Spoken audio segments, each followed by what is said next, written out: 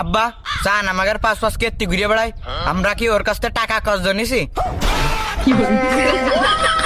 চান্দের কাছ থেকে তুই টাকা কত নিসনি, এখন তোরে আমি একটা জিনিস দেব। কি জিনিস আব্বা? আমার এই জুতোটা তোর পিটি বাড়াই ছিঁড়ে ওলাই দেবো। আব্বা তুমি যে কিপটে এই জুতো ছিড়বা এ আমি বিশ্বাস করিনি। জুতো না ছিড়বান না, কিন্তু হাত দে তো তোরে মারবানে। তা মারলি মারোকে, আমি কি থামতেছি না? আমার আরো প্রশ্ন আছে। আচ্ছা কত তোর প্রশ্ন? আব্বা আমি যদি স্বপ্নের মধ্যে কিছু খাই তাহলে আমার পেট খালি থাকে কেন?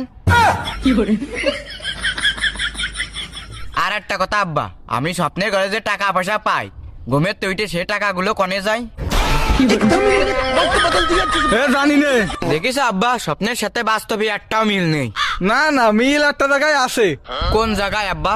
তুই যদি স্বপ্নের ঘরে মুইতে দিস তাহলে তুই বাস্তবে সত্যি সত্যি মুইতে দিস। আব্বা শোনো। কইয়ে ফেলো বাজান। আব্বা পাদের রং কি? দেখ মনি, এইবার তুই আর একটা আজে বাজে প্রশ্ন কর, তোর আমি ঢালাই মেশিং এর ভিতরে দিয়ে গুঁড়ো বানে। আব্বা তুমি রাগ করলে আমার প্রশ্নের উত্তর দেবে খিডা?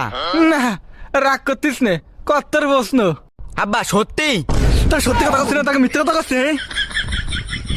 তাহলে আব্বা কদিন তুমি বড় না আমি বড়? আব্বা মনে হয় রাগ করতে থাকো আব্বা।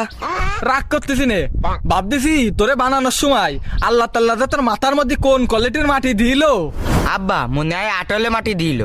কেন তোর এই মনে হইলে কেন? আব্বা আমি যে কালা মনে হয় আমার মাথার ভিতরে ওইরাম কালা। ভালো কথা কলি না খারাপ কথা কলি তুই? না আব্বা আমি বুঝতে পারিনি। তোর বোঝা লাগবে না, এখন মাঠে যায় ছাগলের জন্য কাটা গাছ কেটে নিয়ে যা। পারবো না, এমনি কালা মানুষ আরো মাঠে গেলে কালা হয়ে যাবানি। আচ্ছা যাওয়া লাগবে না, ভাবিলাম ছাগলটা বেচে তোর একটা নতুন মোবাইল কিনে দিবানে। আব্বা তাহলে একটা কাজ